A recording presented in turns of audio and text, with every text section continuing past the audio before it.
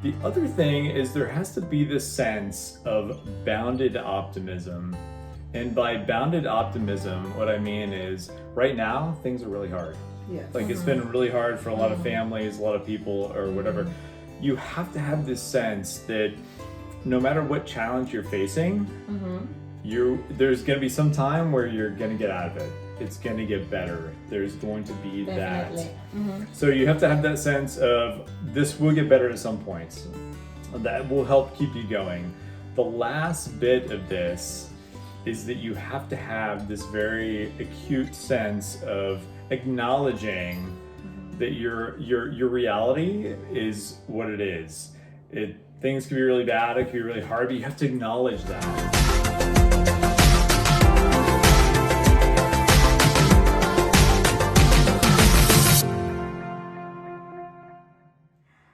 Hi, and today we have PJ Little, and he is Principal Engineering Manager for Microsoft. But what does that really mean? Yeah, thanks for having me. It's super glad to be here. What does that mean? I think if I was to distill it down to something really distinct, it is we ship software and we grow people. Okay.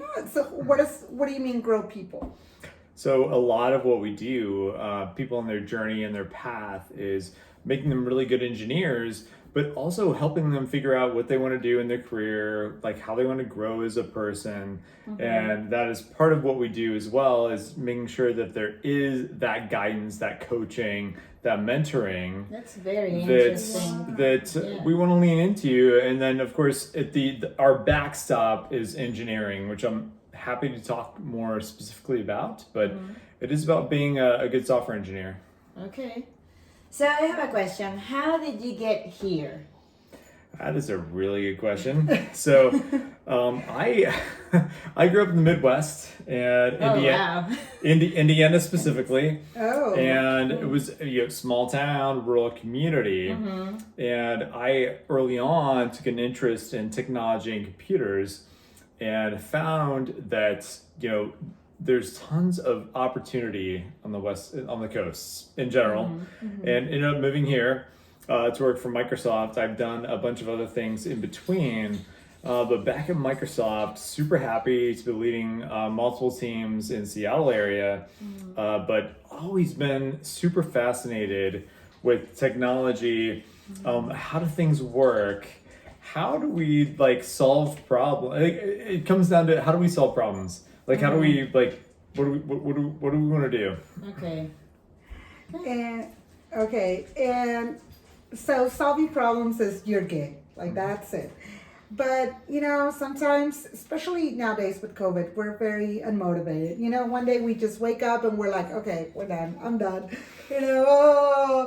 The world is gonna end. What's the purpose? So how do you keep your employees motivated and your coworkers? Because sometimes you have to work with that coworker, and you're like, come on, you gotta cheer him up, because if not, he's gonna bring you down too. No, absolutely. Great question. And I think I kind of break this down to three things. And one of them is you really want to have in any successful team, doesn't matter what you're doing, you have to have this anchored sense of purpose and meaning. Okay. So why are you doing this? Why are you putting your time and energy into this? You have to be able to carve that out. It doesn't matter how hard the situation is, you have to be able to identify what is the meaning and purpose in this. The other, I like that. Well, yeah, what's the objective? Us as teachers, we always have to have an objective. What is the objective? What am I going to teach? It doesn't matter how you teach it, just...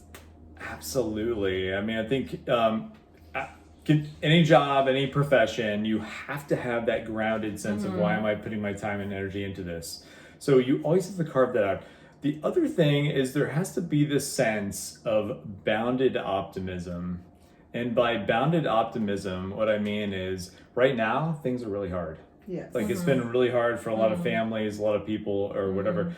You have to have this sense that no matter what challenge you're facing, there's going to be some time where you're going to get out of it. It's going to get better. There's going to be Definitely. that. So you have to have that sense of this will get better at some point. that will help keep you going. The last bit of this is that you have to have this very acute sense of acknowledging that your reality is what it is. Things can be really bad, it can be really hard, but you have to acknowledge that.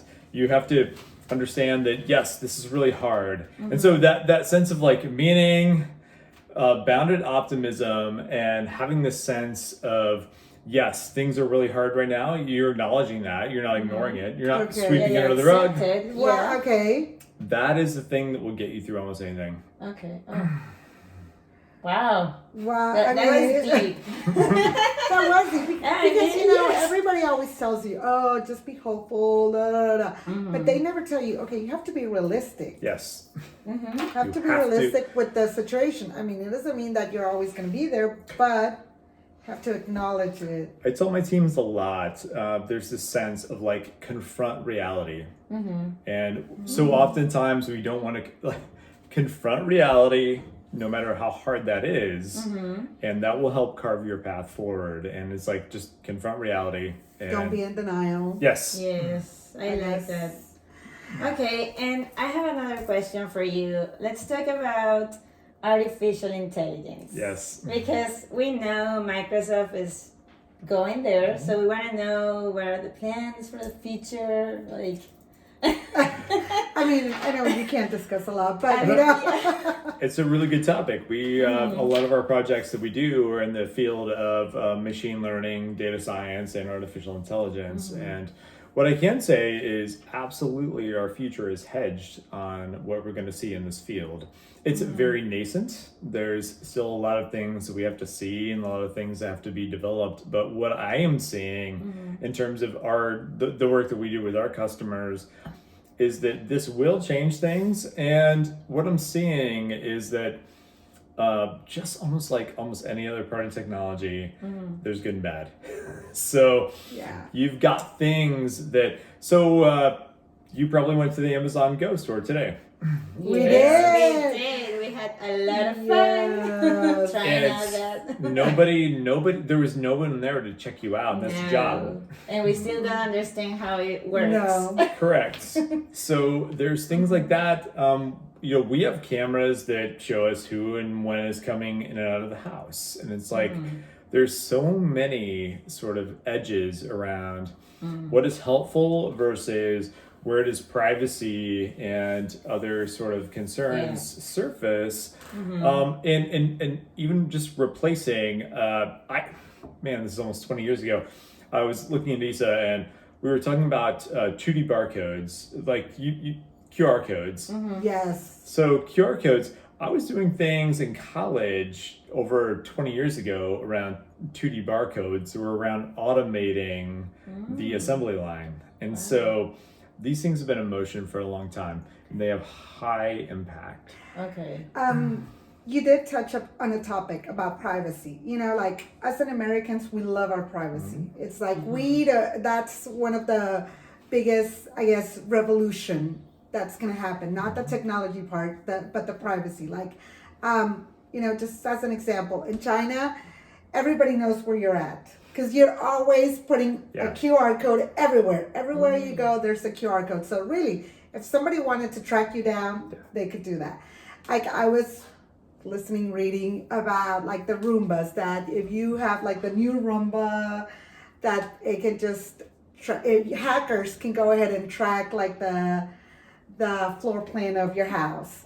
So what can you tell us about that? Like, I mean, because it is contradicting. It's like, yes, I want the technology, but I want my privacy. But you can't have both, can you? It's really hard at this point. I think you bring up a really good point, and that is that oftentimes, and we should, and we are deserved, we need to have our privacy in things. However, we also carry around everyone has this device that basically divulges almost everything. True. And so we're really trusting in the companies that develop these devices and the software that ships with them, that they take this seriously. And I think we see things like GDPR, which is what the European Union has adopted as their standard for security and privacy of data. But we're also looking, and we take it very seriously at Microsoft, what do we do to make sure that people's information and data is secure, and it's only used for the benefits of like what people want to use them for. Of course, people are going to find like every piece of technology, it's ahead of law, it's ahead of like anything you could do to really understand like is this going to be good or bad. So that's another thing. Like, what do you? I mean, because we had the, whenever we were young, we studied the revolutionary industry. So now we are revolutionary again in the tech way. But this is also going to have to lead us to making a change in the laws. I think the law is going to be a very good. They're going to have to restructure law before we can go ahead and get the rest of the technology going. It's a really good point you bring up, which is the law always lags behind what we can do with technology. And you could look at things in terms of cloning or other topics around even what we've done with the vaccine. There's things where science is a bit ahead of how we can legislate.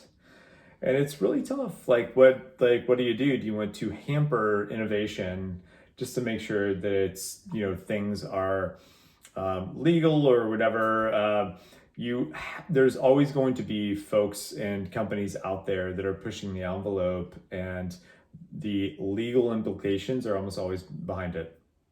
Wow. I mean, this is amazing. This is a total different world. It's a fascinating topic, yeah.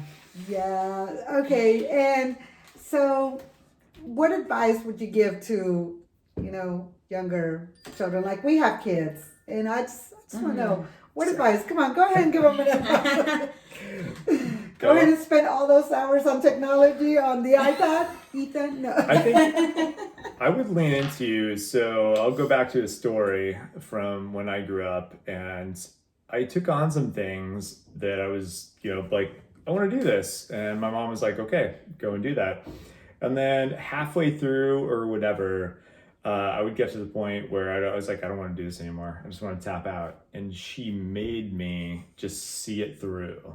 Okay. So like have that perseverance, that persistence.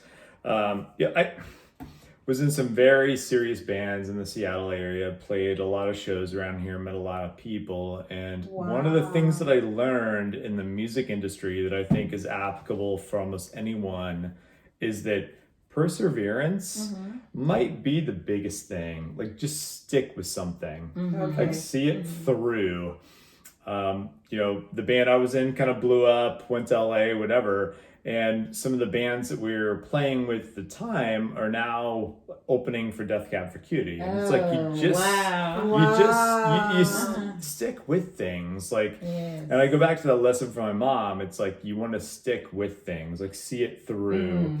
That being said, of course, balance that with like, is this still serving you? Is it valuable? Whatever. But I think for kids coming out of high school, college, wanting to do something, have that grit.